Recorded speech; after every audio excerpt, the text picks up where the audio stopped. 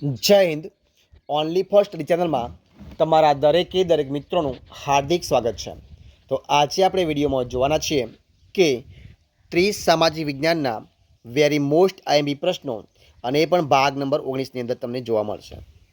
ગુજરાતની કોઈ પણ સ્પર્ધાત્મક હોય મિત્રો પરીક્ષા હોય તો એ પરીક્ષામાં સામાજિક વિજ્ઞાન મિત્રો પ્રશ્ન પૂછાતા હોય છે. તો આજે આપણે વિડીયોમાં 30 પ્રશ્નો જોવાના છીએ. તો વિડીયો પૂરેપૂરો જોજો.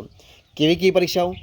જેવી કે police constable, ASI, PSI, junior clerk, તલાટી, ટેટ 1-2, ટાટ 1-2, યુપીએસસી, જીપીએસસી મિત્રો કોઈ પણ સ્પર્ધાત્મક પરીક્ષા હોય તો એમાં સામાજિક જ્ઞાનના પ્રશ્નો પૂછાતો હોય છે. તો આ વિડીયો તમને એમાં ખૂબ જ ઉપયોગી નીવડશે, પ્રશ્નો પણ ઉપયોગી નીવડશે. તો વિડીયો પૂરેપૂરો જોજો. આજના વિડીયો પ્રશ્ન એક તમારી સમક્ષ છે. જો શું જે પ્રશ્ન છે કે ભારતમાં પાછા ફરતા જે મોસમી પવનો છે એ મોસમી પવનોની ઋતુ એટલે કે નિવર્તન ઋતુ કયા મહિનાઓમાં હોય છે? તો એવો છે ઓક્ટોબર નવેમ્બરમાં. ક્યારે હોય છે? ઓક્ટોબર નવેમ્બરમાં હોય છે. જોઈએ પ્રશ્ન આપણે આગળ કે ઊંચું તાપમાન અને ભેજની પરિસ્થિતિને શેને? ઊંચું તાપમાન અને ભેજની પરિસ્થિતિને કારણે દિવસનું હવામાન અકળાવનારું બને એ સ્થિતિ મિત્રો શું કહેવાય? તો એ સ્થિતિને કહેવાય છે ઓક્ટોબર હીટ કહેવાય. એને શું કહેવાય? ઓક્ટોબર હીટ કહેવામાં આવે છે. ગુજરાતમાં ઓક્ટોબર હીટ કયા નામે જાણીતી છે? તો ગુજરાતની અંદર ઓક્ટોબર હીટ એ ભાદરવી તાપના નામે, કયા નામે? ભાદરવી તાપના નામે ઓળખાય છે. ત્યારબાદ જોઈએ પ્રશ્ન આપણે આગળ કે ભારતની આબોહવા જે છે એ આબોહવા કેવી છે? તો આપણા દેશ ભારતની આબોહવા છે એ આબોહવા મોસમી આબોહવા છે. કેવી છે? મોસમી આબોહવા છે. જોઈએ પ્રશ્ન આપણે આગળ કે મોસમી પવનોનું કોનું? મોસમી પવનોનું મુખ્ય લક્ષણ કયું છે? એટલે કે લક્ષણ શું છે? તો એ છે અનિયમિતતા અને અનિશ્ચિતતા. મોસમી પવનોનું મુખ્ય લક્ષણ છે અનિયમિતતા અને અનિશ્ચિતતા એ મુખ્ય લક્ષણ છે.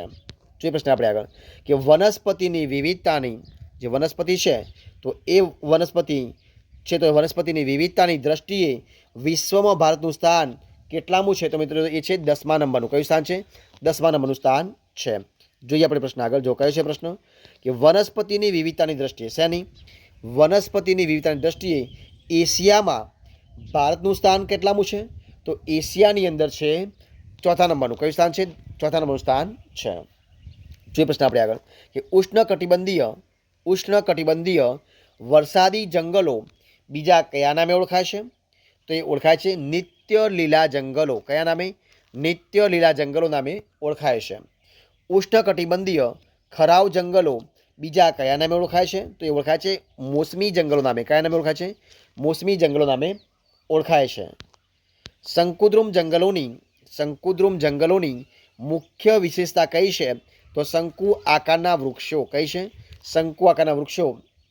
ભારતમાં દરિયા કિનારે નદીઓના મુખ ત્રિકોણ પ્રદેશમાં કયા જંગલો આવેલા છે? તો ભરતીના જંગલો. કયા? ભરતીના જંગલો એટલે કે મેંગ્રુવ જંગલો આવેલા છે. ભરતીના જંગલો. કયા જંગલો? ભરતીના જંગલો એટલે કે મેંગ્રુવ જંગલોની મુખ્ય વનસ્પતિ કઈ છે? તો એ છે સુંદરી અને ચેર. કઈ છે?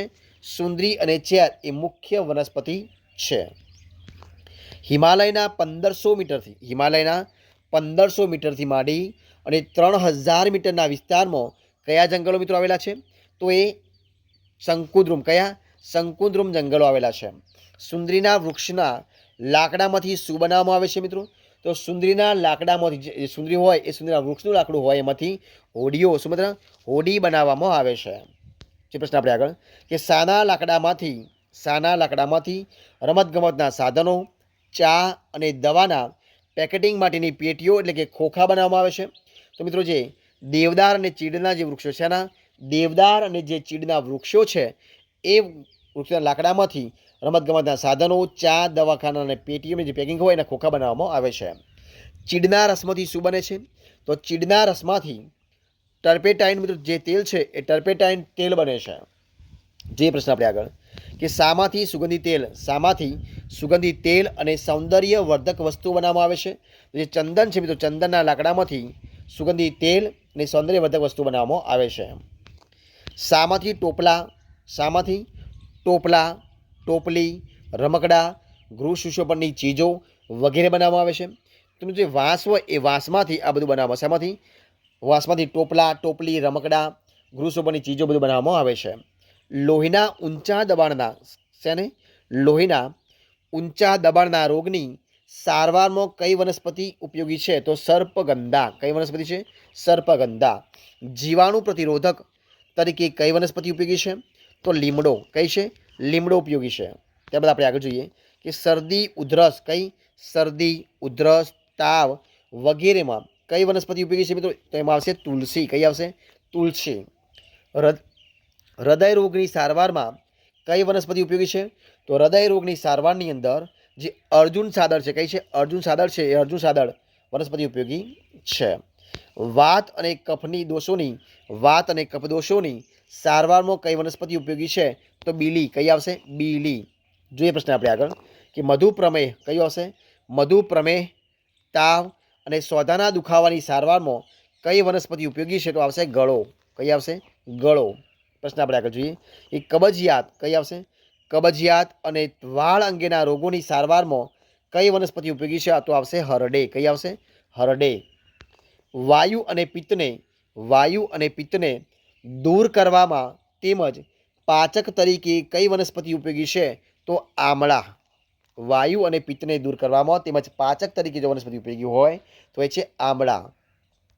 ચામડીના અને દાંતના પેઢોના રોગની સારવારમાં કઈ વનસ્પતિ ઉપયોગી છે? તો આવશે કરંજ. કઈ આવશે? કરંજ. વૃક્ષોના સમૂહને શું કહે છે? તો મિત્રો એને કહેવાય જંગલો.